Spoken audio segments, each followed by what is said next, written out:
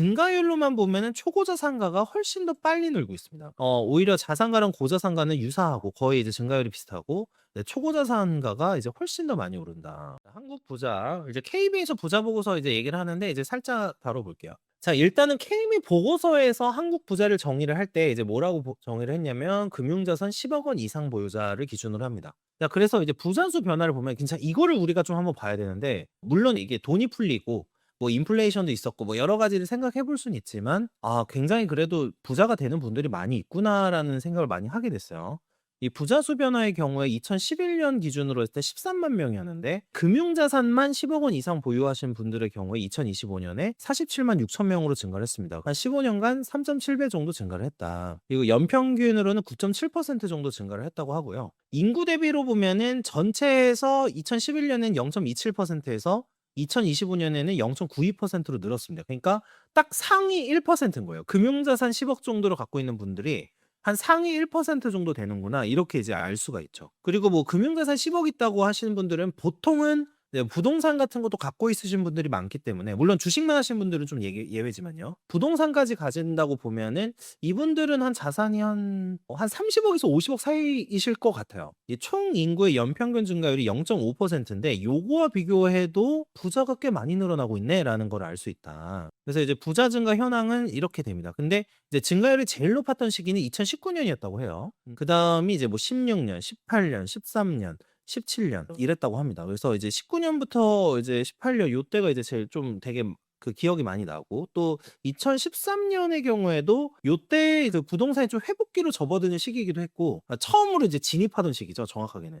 왜냐면 2014년은 저점이었으니까. 그래서 부동산 뭐 이제 해 가지고 하시는 분들도 있었던 것 같아요. 그래서 실제로 KB 부자 보고서에서 보면은 2011년에서 그 초중반 때까지는 부동산으로 부자 됐다가 압도적으로 높았습니다, 그 비율이. 근데 이제 좀 이따 말씀드리겠지만 지금은 사업 소득과 이제 투자의 병행 이게 제일 많은 상황이라고 지금 얘기를 하더라고요. 많은 사람들이 뭐 그때 하우스 푸어 얘기하고 이러던 시절인데 어떤 분들은 그걸 보면서 기회를 잡았다. 항상 이런 생각을 많이 하게 돼요. 남들이 이제 일반적으로 무언가 못 보고 있는 거를 부자는 빨리 봐야 된다. 그래서 국내 부자 2016년에서 19년 같은 경우에는 4년간 연평균 15%대 증가율, 주가 주택 매매 가격 지수가 완만히 상승하던 시절이다.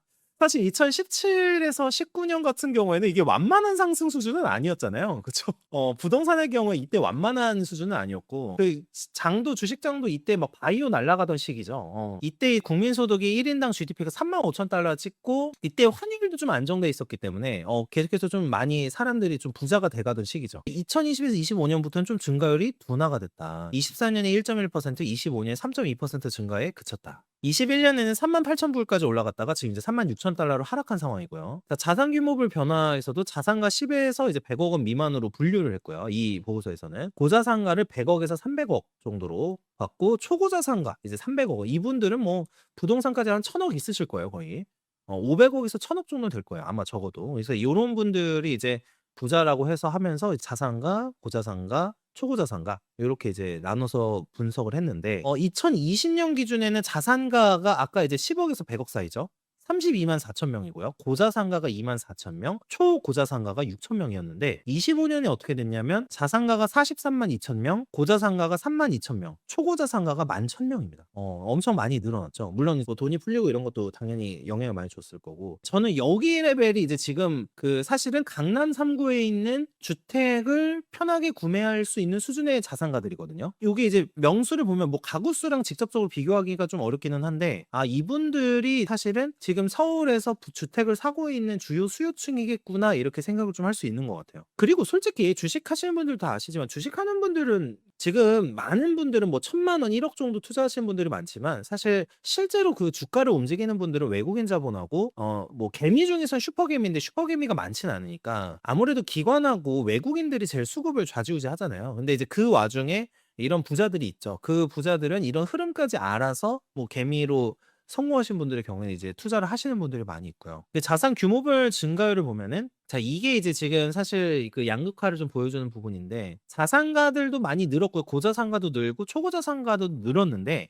증가율로만 보면은 초고자산가가 훨씬 더 빨리 늘고 있습니다. 오히려 자산가랑 고자산가는 유사하고 거의 이제 증가율이 비슷하고 네, 초고자산가가 이제 훨씬 더 많이 오른다. 그래서 구조 변화 특징을 보면은 이제 초고자산가는 아까 만천 명으로 나왔었죠. 2025년. 근데 이게 빠르게 늘어나고 있다. 자산 규모가 클수록 성장 속도가 가속화된다. 지금 아마 이번 정부의 한 5년도 제가 봤을 땐 이 양상이 엄청 심할 것 같아요. 특히 여기 KB에서는 이제 금융자산 10억을 기준으로 봤기 때문에 좀 얘기가 다른데 일반적으로 통계청에서 나오는 이제 가계 금융조사 같은 조사에서는 그 부동산 자산이 잡힌단 말이죠. 부동산 자산이 이번 5년에 계속 그 지금 소위 말하는 초양극화라고 해야 되나? 약간 이제 이렇게 될 수도 있을 것 같아요. 그렇게 되면 자산 격차가 좀 많이 벌어지겠죠. 제가 봤을 땐 초고자산가는 좀 다른 레벨이고 이제 자산가 레벨 10억에서 100억 레벨 있잖아요. 이때 레벨이 제가 봤을 때는 좀 이제 격차가 또 벌어지겠구나 이렇게 생각은 좀 들더라고요. 그래서 어쨌든 부가 상위층으로 집중되는 자산 양극화 심화 추세가 뭐 있다. 그러니까 총 금융자산 증가 추이는 2011년 1158조에서 2025년 3066조다. 연평균으로 7.2%. 진짜 거의 그 M2 증가율과 거의 유사하죠. 2018년 2000조 돌파했고 뭐 이렇게 해서 계속 늘고 있다. 뭐 이건 어쩔 수 없죠. 우리 자본주의의 원리가 기본적으로 어느 정도는 돈이 계속해서 발행이 되고 풀려야 구조가 돌아가는 구조기 때문에 돈은 풀리게 돼 있는데 금융자산으로 가느냐 어디로 가느냐 이 문제라고 생각을 해요 저는. 연도별 변동 및 주요 원인을 보면은 금융자산이 2021년에 큰 폭 이때 이제 장이 좋았죠. 국장이 굉장히 좋았고 총금융자산 2618조 원 해가지고 전년 대비 21.6% 이때 굉장히 크게 증가를 했다. 자 그래서 이제 이렇게 됐다가 2022년부터 금리가 인상이 되면서 많이 떨어졌는데 어쨌든 요 상황에서 이제 많이 금융자산으로는 많이 늘어나신 분들이 많았고 아마 올해도 굉장히 많겠죠. 올해도 그 사실 역사적인 장이었잖아요. 한국의 코스피 같은 경우에는 역사적인 장이었기 때문에 아마 2025년 그리고 여기에다가 지금 부동산 값도 서울 일부 지역이긴 하지만 좀 많이 올랐고 격차가 좀 벌어지는 해가 될 것 같아요. 이게 그나마 23년하고 24년 같은 경우에는 조사에서도 나왔지만 땅값도 뭐 오르는 폭이 크지 않았고 이때가 그 약간 근로소득으로 따라잡을 수 있는 시기였던 거죠. 자 그래서 이제 10% 이상 증가한 시기는 요렇게 16년, 18년, 22년 이렇게 돼 있었고 감소한 시기가 19년, 23년이다. 이때 이제 코스피가 많이 떨어졌었기 때문에 이렇게 됐었다. 자 그다음에 이제 부자들의 투자처 같은 경우에는 과거보다는 부동산 투자에 대한 기대감이 많이 떨어졌다. 그래서 기타 자산 투자에 대한 관심이 증가했고 이제 부자들 같은 경우에도 이제 상업용 부동산보다는 주거용 부동산 비중이 높아지고 있는 걸로 나오긴 합니다. 그리고 금이나 보석 아까도 저희가 은 막 이런 얘기했는데 예술품 이런 실물 자산, 뭐 소위 말하는 기타 대체 투자라고 하는데 대체 투자가 좀 선호도가 증가하고 있고 뭐 코인도 포함이죠. 코인도 포함이고 그래서 이쪽이 이제 조금 다변화가 되고 있다. 사람들이 막 그런 얘기 하잖아요. 그 이제 폭락한다고 주장하시는 분들이 한국은 지금 부동산에 엄청 쏠려 있다. 쏠려 있는 건 맞거든요. 맞는데 근데 부자들은 사실은 포트폴리오를 다변화하고 있습니다. 부자들이 바보가 아니잖아요. 부자들이 바보가 아니고 뭐 부동산을 이런 식으로 규제를 하고 특히 다주택자라든지 공급자를 규제를 하는데 뭐 그걸 막 유지하면서 무슨 선의로 뭐 할 분들은 별로 없거든요. 당연히 이제 다변화하게 돼 있는데 그러니까 이미 이런 걸 하고 있는데 계속해서 지금 다주택자를 때려잡기를 하고 있어요. 그래서 이제 참 그래요. 자 그다음에 이제 부자들의 투자처 이제 금, 보석 요런 게 지금 비율이 계속 늘어나고 있습니다. 18년 8% 이게 이때 들어가신 분들 진짜 아까도 말씀해 주신 분이 있었는데 되게 많은 수익을 올리셨을 것 같고 20년 6.8, 25년 9.0 이렇게 돼 있습니다. 2024년 금가 급등을 12.3%까지 상승. 25년은 소폭 하락. 그래서 금 투자하신 분들도 많이 있으셨다. 자, 그다음에 이제 가상자산. 요것도 약간 주목할 만하죠. 지금 부자들도 그래도 가상자산에 좀 관심을 갖기 시작을 했다. 절대 비중은 작긴 하지만 그래도 가장 빠른 증가세다. 제 주변의 부자분들도 코인 그래도 그냥 포트폴리오 좀 편입해봐야지 이런 분들이 좀 있어요. 뭐 전체 자산 비중에서 뭐 완전 대다수를 하진 않지만 뭐 한 5에서 10% 정도 넣을까? 뭐 이런 얘기 하신 분들 꽤 많이 있어가지고. 자, 그 다음에 이제 부자들의 투자처, 거주용 외주택, 상가 건물, 토지 임야 등은 단기 수익 기대감은 당연히 낮죠. 그렇기 때문에 안정형 자산으로 좀 이제 변화를 하고 있다. 그게 이제 주로 그거죠. 실거주 주택. 금융 투자 같은 경우에도 이제 단기 투자를 한다기보다는 좀 장기적으로 들고 갈 부분들에 대해서 이제 생각을 많이 한다. 뭐 너무나 당연한 얘기고. 2020년대 중반 이후 가상자산과 실물자산 비중 확대, 부동산 금융 중심에서 대체 투자 시대로 전환이 됐다. 부동산으로 부자된 분들이 2010년대 초반에 많았다고 한다면 다른 투자로도 많이 늘어나고 있다. 근데 부자의 최소 기준은 부자들이 생각하는 부자의 최소 기준이에요. 부동산 자산은 50억, 금융은 40억, 기타 자산 8억 원 정도를 최소 자산 기준으로 본다. 보통 100억 정도를 봅니다. 가장 이상적인 포트 비중으로 보면은 부동산 5에 금융 3.5, 그다음 대체 투자 1.5 이렇게 이제 보시더라고요. 5대 3.5 대 1.5. 그다음에 이제 부의 축적 기반은 과거에는 부동산 투자 이익이 더 많았는데요. 지금은 사업 소득과 부동산 투자 이익 중에서 사업 소득이 더 높은 비율을 차지하더라고요. 부자가 되려면 종잣돈은 이런 뜻인데, 자, 2014년 제가 요거 보면서 되게 확실히 좀 공감이 많이 됐는데, 2014년은 3억 원 정도를 부자가 되기 위한 종잣돈으로 봤어요. 부자가 되기 위한 종잣돈. 그다음에 2016년 정도가 이제 인플레로 인해서 4억 원 정도로 늘었고요. 2020년 이때도 이제 부동산 오를 때죠.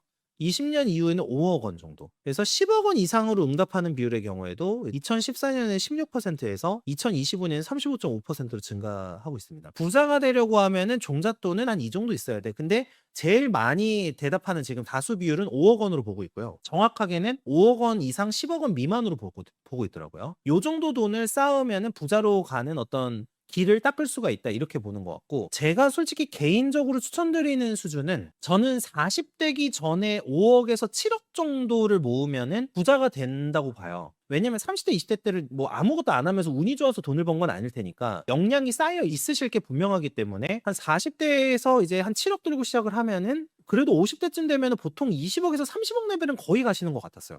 제 경험상 한 7억 정도 40대 되기 전에 들고 있으면은 한 30억까지는 가시는 것 같아요, 제 경험상으로는. 근데 보통 그랬었어요. 저는 아직 40이 안 됐잖아요. 근데 이제 제 주변을 보면은 보통 당연히 부자분들은 50대 넘으신 분들이 더 많으니까 얘기를 해보면, 저도 이런 거 궁금해서 맨날 여쭤보거든요. 30대 후반 정도에 얼마 들고 계셨냐요. 그러니까 물론 인플레 감안해야 되지만 그때 뭐 5억 들고 있었어, 뭐 이런 얘기 하세요. 물론 이제 사업을 하시는 분들은 더 많은 돈을 버시죠. 그러니까 제가 이제 만난 사업가 분들은 더 많이 벌지만, 우리가 그 보통 직장인 레벨이나 이런 걸 기준으로 생각했을 때 이제 시드머니를 정말 악착같이 부부가 합심해서 모았을 때, 그러면은 그 정도 기준까지는 그래도 30대 후반까지 진짜 미친 듯이 하면은 가능하지 않나? 약간 생각을 해봅니다.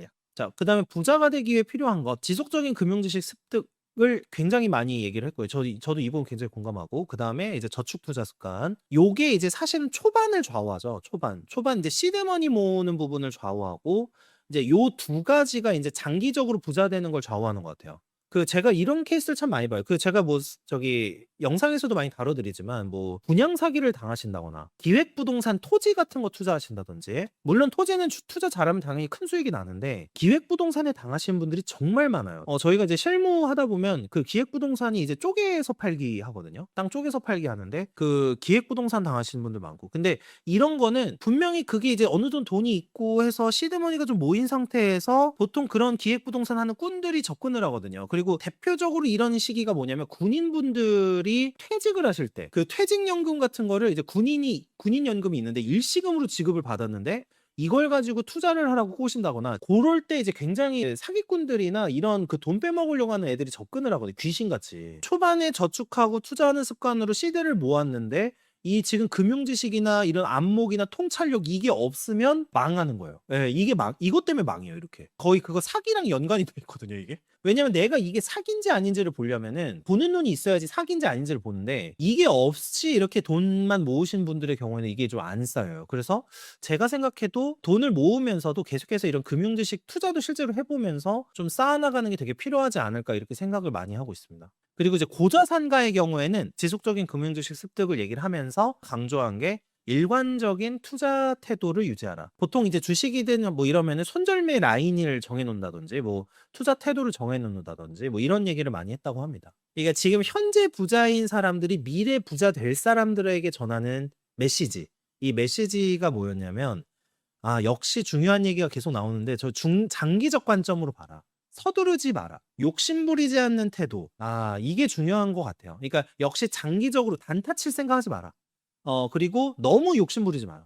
수익률이나 이런 거 너무 높게 나오려고 욕심 부리다 보면은 문제가 생긴다. 그리고 직접 투자 경험을 쌓는 거. 그래서 이제 어떤 이제 인터뷰 같은 게 실려 있는데, 그분이 뭐라고 얘기하냐면, 강조한 게 4개였어. 1억 모으기, 그다음에 티끌 모아서 투자한다라는 생각해라.